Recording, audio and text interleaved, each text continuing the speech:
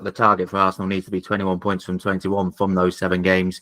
If they, I suppose they're in that situation now because of how Liverpool and Man City have done, also that they're reliant on other teams dropping points. But if you get to Christmas, New Year, Arsenal have done what they can do, 21 points from 21, and the gap is still 9 points.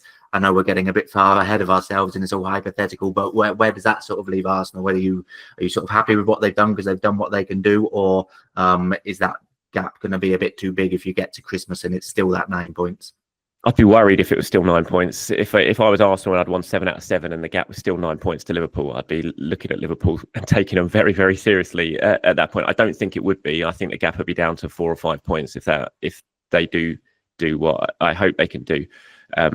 But, they've got very little room for error now. It's going to be really, really difficult because Liverpool started the way they have, and full credit to them for doing that. But I do look at some of the fixtures Liverpool have got coming up between now and Christmas, and I would be surprised if they get maximum points. Look, if they do, you hold your hands up and just say there's not much you can do at that point. They'll be on track for, I wouldn't even know, you'd be on track for a 110-point season, something like that, if Liverpool can continue at that sort of rate, which history suggests you just can't really do.